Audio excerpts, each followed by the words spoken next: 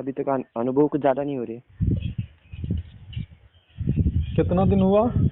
33। 33 दिन? 33 या 33? 33। आपका गुरु कौन है? मैंने आपको कहा था ना, शिव को गुरु मान के किया था ना।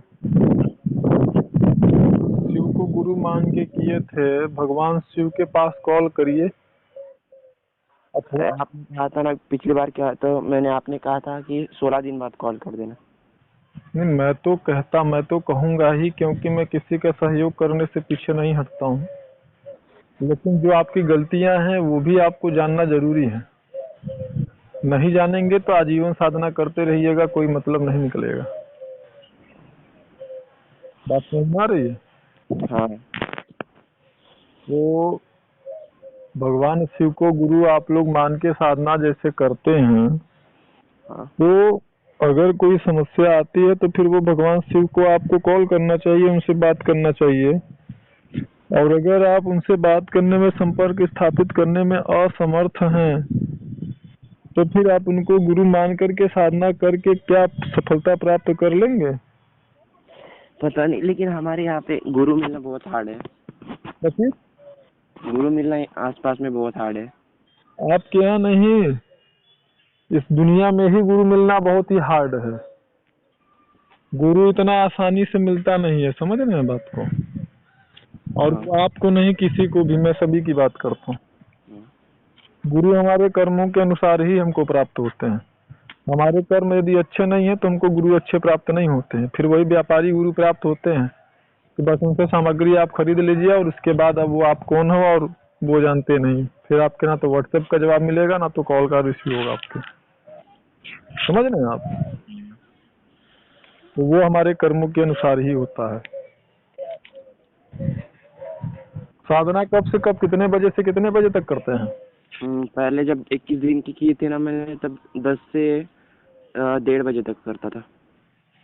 रात में? हाँ। अब 21 दिन पूरे होने के बाद मैं अभी 8:30 से लगभग 10 बजे तक।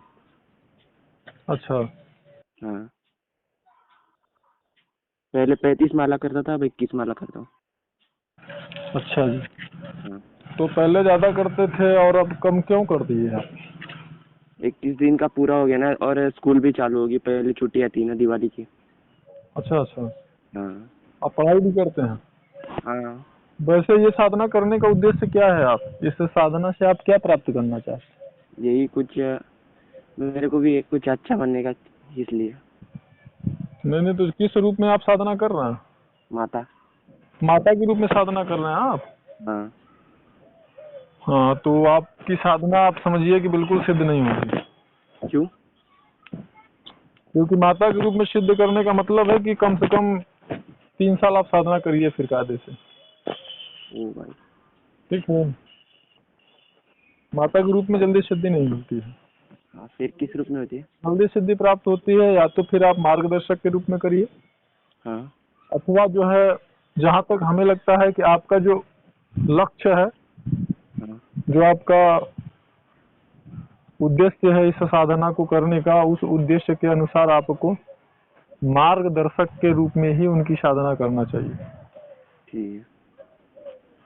और माता के रूप में ये साधना बहुत देर में सिद्ध होती है। सामग्री आपने कैसे बनाया या फिर कहाँ से लिया था? मैंने यही से कुछ गांव से खरीदा था, कुछ ऑनलाइन मंगाया था। अच्छा अच्छा। तो सामग्री आपकी प्राण प्रतिष्ठित अगर नहीं होगी तो भी आपको दिक्कत होगी। हाँ। और दूसरी बात यह है कि जब सामग्री सही विधि विधान से प्राण प्रतिष्ठित नहीं रहती है ना, हाँ।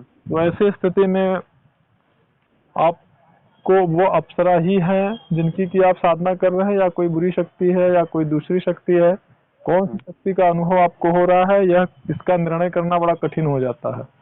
हाँ। क्योंकि रात्रिकालीन साधना है, और रात्रिकालीन जो साधना होती है वो तामसिक शक्तियों का भी समय रात्रिकालीन ही होता है। हाँ। तो इसलिए, और अगर कहीं गलती से कोई बुरी शक्ति सिद्ध हो गई तो फिर जिंदगी नर्क हो जाती है साधुकों के। ऐसे साधुकों के अनुभव हमारे चैनल पर पड़े हुए हैं। हाँ। और जबकि वो सामग्री विधि विधान से और ठीक मुहूर्त में प्रतिष्ठित की हुई होती है, तो फिर ऐसी परिस्थिति में किसी प्रकार की कोई समस्या का फिर अंदेशा नहीं रह जाता है। फिर ये प्राण प्रतिष्ठा वगैरह कहाँ से मिलेगी? देखिए, प्राण प्रतिष्ठित या तो कोई अच्छे साधक हों जिन्होंने स्वयं इस अप्सरा को सिद्ध की हो। ठीक है। हाँ। किस कौन सी अप्सरा साधना कर रहे हैं आप? क्या? कौन सी अप्सरा की साधना कर रहे हैं आप? उर्वशी। और मैं केवल और केवल उर्वशी देवी की ही साधना करवाता भी हूँ। हाँ।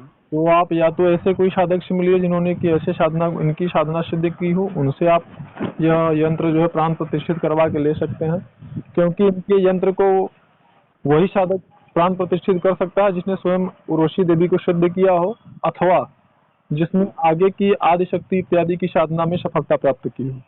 हाँ। सभी जो है इसको किसी भी इनकी ही नहीं किसी भी सामग्री को सभी प्राण प्रतिष्ठित नहीं कर सकते। प्राण प्रतिष्ठित का मतलब होता है कि उस शक्ति के अंश को उस सामग्री में प्रतिष्ठित करना। और जब उस सामग्री में उस शक्ति का अंश प्रतिष्ठित होगा ना, तो फिर दूसरी शक्ति के सिद्ध होने का सवाल ही पैदा नहीं होता। हाँ। जिसने निवारण मंत्र सिद्ध किया वो भी कर सकते क्या? देखिए, निवारण मंत्र सिद्ध किया कैसा है ये महत्वपूर्ण होता है।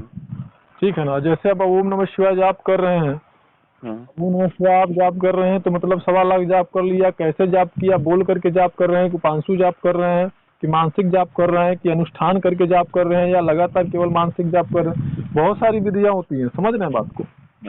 उस सामर्थ्य पर निर्भर होता है कि कौन प्राण प्रतिष्ठित कर सकता है। ये आपको मैंने बताया। दूसरी बात, ठीक है, जैसा आप उचित समझे उसका निर्णय आप स्वयं करें।